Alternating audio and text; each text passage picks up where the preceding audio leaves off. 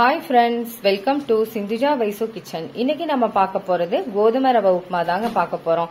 சாதாரணமா உப்புமானாலே எல்லாருக்குமே போரா ஃபீல் பண்ணுவாங்க. ஆனா இந்த மாதிரி நம்ம காயெல்லாம் வச்சு செஞ்சு கொடுக்கறப்ப இன்னும் எல்லாருக்குமே ரொம்ப பிடிக்கும். இதோட வந்து தேங்காய் சட்னி வச்சு சாப்பிட்டீங்கன்னா இன்னும் அருமையா இருக்குங்க. இது பிரேக்ஃபாஸ்ட்டுக்கு டின்னருக்குலாம் நீங்க செஞ்சு சாப்பிடலாம். ரொம்ப நல்லா இருக்கும், ஹெல்த்தியாவும் இருக்குங்க. வாங்க இன்னைக்கு இது எப்படி செய்யறதுன்னு பார்க்கலாம். ரவை உப்புமா செய்யறதுக்கு ஒரு பேன்ல 3 ஸ்பூன் எண்ணெய் சேர்த்துக்கிறேன். எண்ணெய் சூடானதும் கொஞ்சமாக கடுகு சேர்த்துக்கிறேன். கடுகு பொரியட்டும். இப்போ கடுகு பொரிஞ்சாச்சு. இது கூட 1/2 ஸ்பூன் உளுந்து சேர்த்துக்கிறேன்.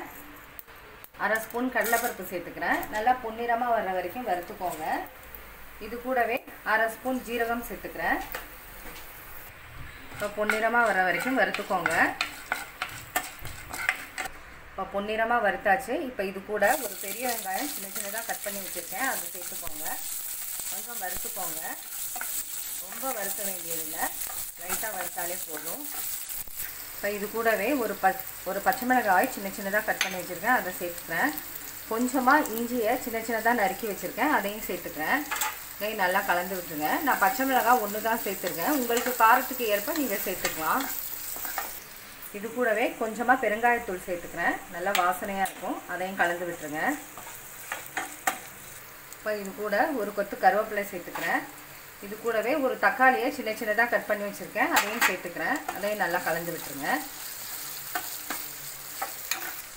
இப்போ இது கூட நம்ம காயெல்லாம் சேர்த்துக்கலாம். நான் ஒரு கேரட்டை சின்ன சின்னதாக கட் பண்ணி வச்சுருக்கேன், அதை சேர்த்துக்கிறேன். இது கூடவே 10 பீன்ஸு சின்ன சின்னதாக கட் பண்ணி வச்சுருக்கேன், அதையும் சேர்த்துக்கிறேன்.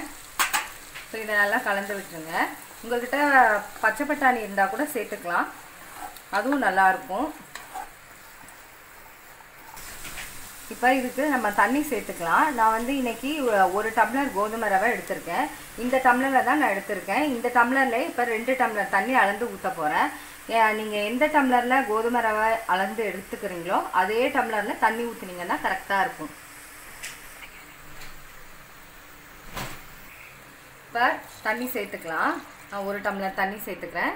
அதே டம்ளரில் இன்னொரு டம்ளர் 2 டம்ளர் அளந்து சேர்த்துக்கிறேன். நீங்களும் அதே மாதிரி சேர்த்துக்கோங்க. இந்த மாதிரி சேர்த்திங்கன்னா உங்களுக்கு வந்து உதிரி உதிரியாக கிடைக்கும். உங்களுக்கு குலைவாக வேணும்னா இன்னொரு டம்ளர் கூட நீங்கள் ஜாஸ்தியாக தண்ணி சேர்த்துக்கலாம். இது கூட 1/2 ஸ்பூன் உப்பு சேர்த்துக்கிறேன். இப்போ கொஞ்சம் நேரம் கொதிக்கட்டும், காய் நல்லா வேகணும். இப்போ கொஞ்சம் நேரம் நம்ம மூடி வச்சிடலாம்.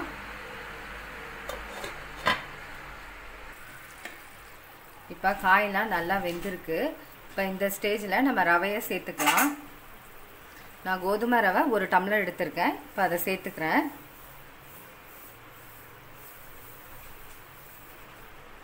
இப்போ அதை நல்லா கலந்து விட்டுருங்க. கலந்து விட்டுட்டு கொஞ்சம் நேரத்தில் அது கெட்டியாயிடும். சிம்மில் வச்சுக்கோங்க. சிம்மில் வச்சுட்டு நல்லா கலந்து விட்டுட்டு ஒரு 5 நிமிஷம் அப்படியே மூடி வச்சிடலாம். நல்லா வெந்து வரும், அப்படியே இருக்கட்டும். இப்போ 5 நிமிஷம் ஆயிடுச்சுங்க. இப்போ ஓப்பன் பண்ணி பார்க்கலாம். பாருங்கள், சூப்பராக வெந்து தண்ணிலாம் கரெக்டாக வந்துருச்சு. இப்போ இதை நல்லா கலந்து விடுங்க. நல்லா உதிரி உதிரியாக வந்திருக்கு. உங்களுக்கு இன்னும் குலைவாக வேணும்னா நீங்கள் இன்னும் 1 டம்ளர் தண்ணி ஊற்றினீங்கன்னா நல்லா குலைவாக கிடைக்கும் உங்களுக்கு. இப்போ இது கூட கொஞ்சமாக கொத்தமல்லி தழை சேர்த்துட்டு இன்னொரு தடவை கலந்து விட்டுட்டு ஒரு பவுலுக்கு மாற்றிக்கலாம். கோதுமை ரவை உப்புமா ரெடி ஆயிடுச்சுங்க. ரொம்ப டேஸ்டா வந்திருக்கு. இதோட வந்து தேங்காய் சட்னி வச்சு சாப்பிட்டீங்கன்னா ரொம்ப அருமையா இருக்கும். இதுல பீன்ஸ், கேரட் எல்லாமே சேர்த்துருக்கனால ரொம்ப ஹெல்தியாவும் இருக்குங்க. இந்த வீடியோ உங்களுக்கு பிடிச்சிருந்துச்சுன்னா சப்ஸ்கிரைப் பண்ணுங்க, பக்கத்துல உள்ள பெல் பட்டனை கிளிக் பண்ணுங்க. Okay, thank you.